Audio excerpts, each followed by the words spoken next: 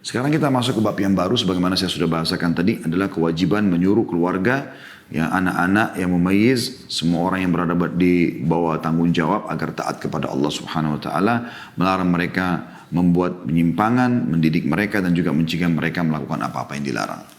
Imam Nawawi rahimahullah mengangkat dalil pertama dalam bab ini, yaitu surah Toha ayat 132 yang bunyinya A'udzu billahi minasyaitonir rajim wa'mur ahlaka bis-shalati was-sabir 'alaiha. Dan perintahkanlah keluargamu mendirikan salat dan bersabarlah kamu dalam mengerjakannya. Jadi di sini bagaimana ada perintah Allah Subhanahu wa taala kepada sosok seorang suami kepada istrinya, seorang ayah kepada anak-anaknya, ya, ibu kepada anak-anaknya. Bagaimana mereka sibuk untuk menyuruh keluarganya untuk sholat dan bersabar dalam mengerjakan ketaatan itu. Tentu di sini ayat berbicara tentang sholat, tapi masuk juga umumnya yang lain, semua perintah. Umar bin Khattab radhiyallahu anhu kalau tidur di malam hari, kemudian beliau bangun sholat malam, beliau membangunkan keluarganya sambil membaca firman Allah SWT ini mengatakan wa'mur ahlaka bis-shalati wastabir 'alaiha. Perintahkanlah keluargamu untuk sholat dan bersabar agar mereka bersabar dalam menjaganya. Jadi kita jangan masuk surga sendirian. Ya, bahasan kita sebenarnya berkisar di masalah itu, tapi kita mengajak orang lain terutama yang merupakan orang-orang yang diberikan tanggung jawab oleh Allah SWT di bawah naungan kita, atau kita bertanggung jawab terhadap mereka.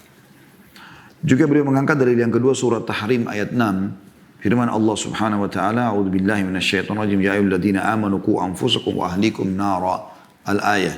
Tentu ayat ini cukup panjang, tapi beliau ambil saksi bahasan sampai sini.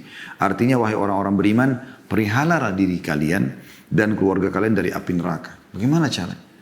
Dengan memerintahkan berbuat taat dan menjauhkan dari kemaksiatan. Mengajarkan anak-anak untuk belajar Al-Quran, belajar hadis Nabi SAW dan seterusnya. Ya.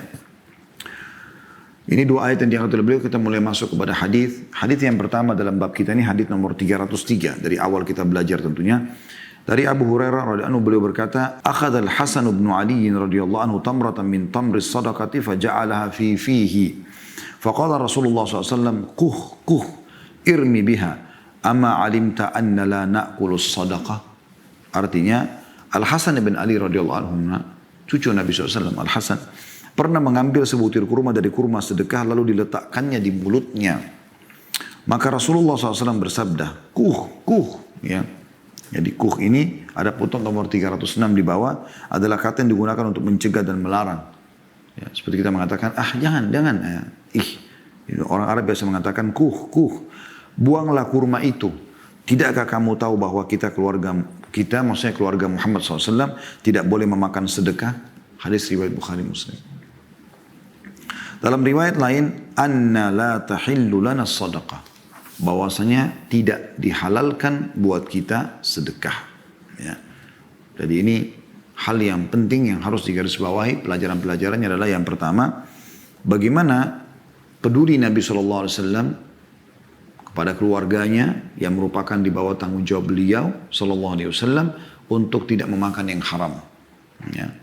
Yang kedua, bahwasanya sedekah haram bagi Nabi Muhammad SAW dan keluarganya.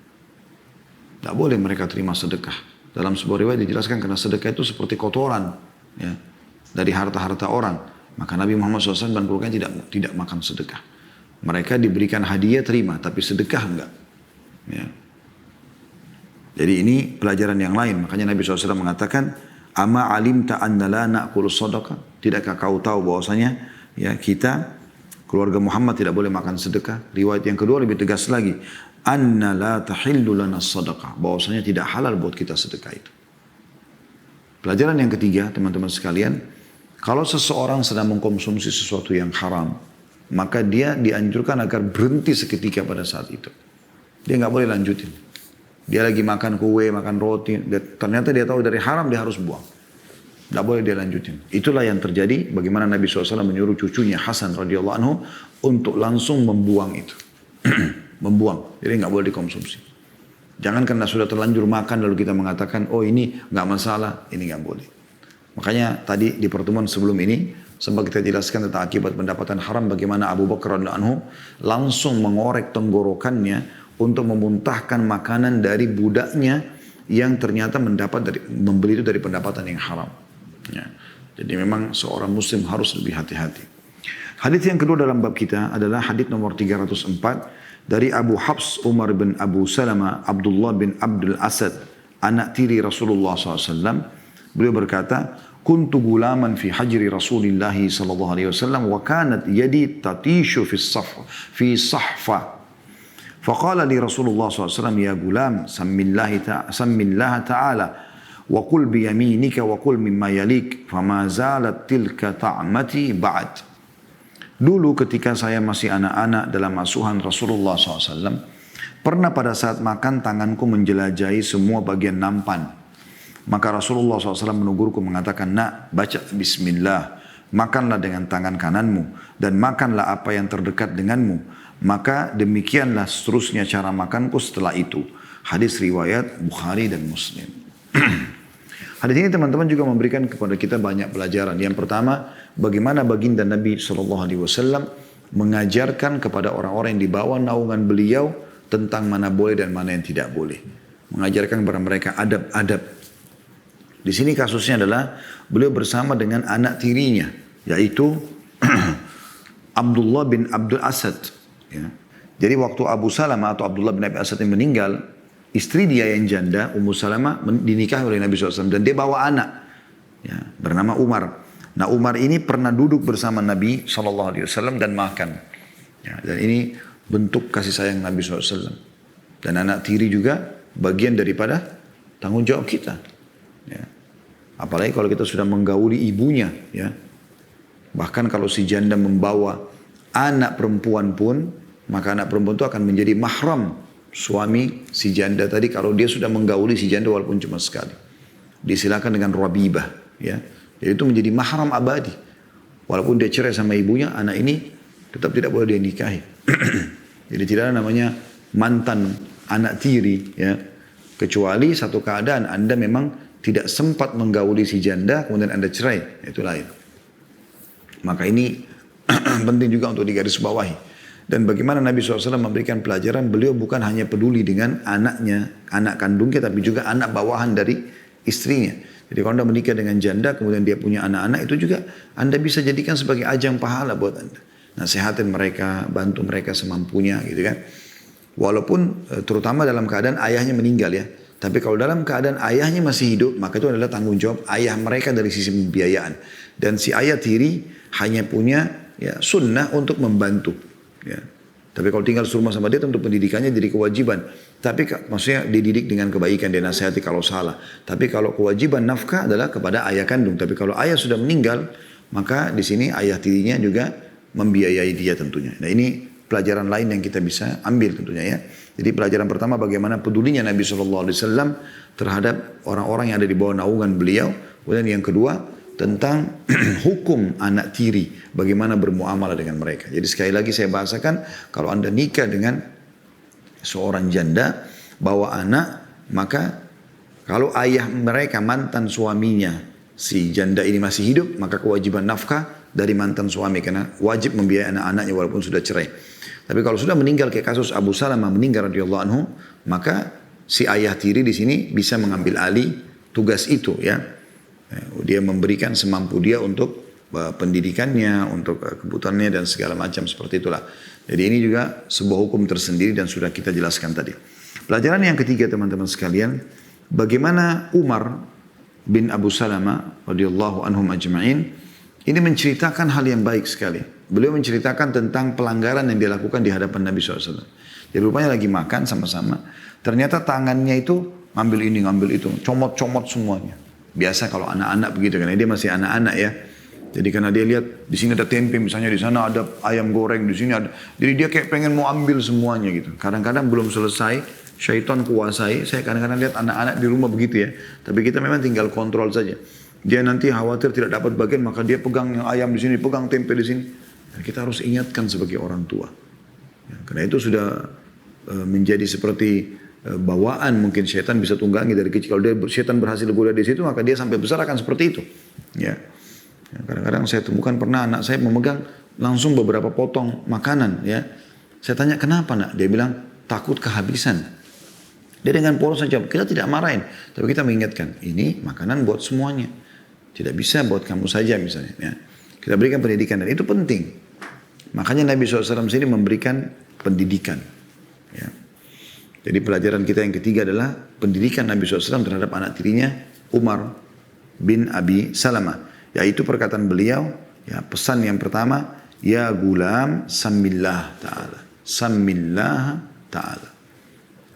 Sebut nama Allah dulu. Bismillah. Ya.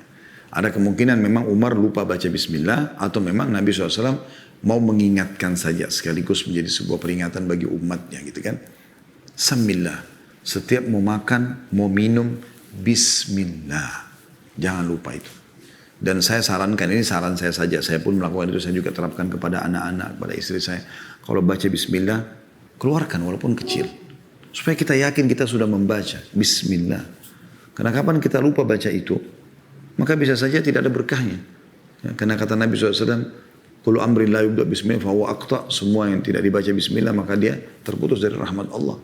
Baca bismillah. Ucapkan bismillah, mau makan buah, bismillah, mau minum, bismillah. Bahkan Abdullah bin Umar radhiyallahu anhu itu bolak-balik membaca bismillah pada saat meminum satu gelas air. Belum baca bismillah pada saat minum, belum lepas alhamdulillah. Belum baca lagi bismillah pada saat minum, belum lepas lagi alhamdulillah. Sampai 11 kali. Sampai 11 kali gitu. Ya. Kemudian pesan Nabi SAW yang kedua, ini masih pelajaran kita yang ketiga ya. Wa qul biyaminik. Dan makanlah dengan tangan kananmu. Nah, ini tidak boleh dianggap remeh teman-teman. Makan dengan tangan kanan. Subhanallah, saya ingin berbagi teman-teman. Ini saya bicara tentang lingkup beberapa anak yang Allah amanahkan kepada kami gitu. Anak-anak ini subhanallah, saya dari kecil sebenarnya sudah digoda oleh syaitan. Setiap kali kita kasih makanan di tangan kanan, mereka alihkan ke tangan kiri. Botol susu kah, potongan makanan kah, buah, itu larinya ke tangan kiri subhanallah. Dan saya selalu coba berjeli dalam masalah itu. Nah, tangan kanan diingatkan. So, masih sering ke tangan kiri. Sampai mereka sudah mulai agak dewasa, baru mungkin bisa berubah gitu ya. Dan ini harus selalu kita seperti sedang berperang tanda kutip dengan syaitan untuk menerapkan sunnah Nabi SAW pada anak-anak kita. Karena saya lihat betul depan mata itu. Hampir semua anak-anak begitu. Bolak-balik kita ingatin. Selalu dipindahin botol susunya ke tangan kiri. Padahal sudah dikasih tangan kanan. Tangan kanan. Sampai kadang-kadang saya angkat suara. Tangan kanan. Tangan kanan. Kenapa enggak tangan kiri? Tangan. Tapi dia pindahin. Kadang-kadang subhanallah cuma hitungan menit. Pilih tangan kiri lagi. Memang dia lupa. Syaitan subhanallah sudah menggoda manusia dari masih kecil. Dan itu bahaya sekali. Melanggar sunnah Nabi SAW.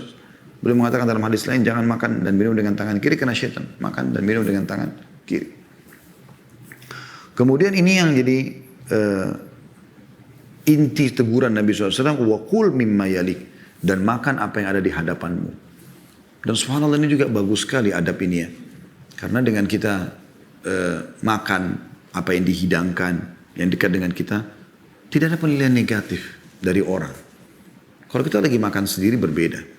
Ya, tapi kalau kita lagi makan di depan orang, karena ini dia Umar radhiyallahu anhu bin Abu Salamah radhiyallahu anhu ma'ajma'in, dia dengan ayah sahabat sedang makan di hadapan Nabi SAW, maka Nabi ingatkan, nanti orang bisa nilai negatif loh. Kalau kamu main comot sana, comot sini, comot sana. Beda kalau prasmanan memang kita pindah-pindah, gitu kan.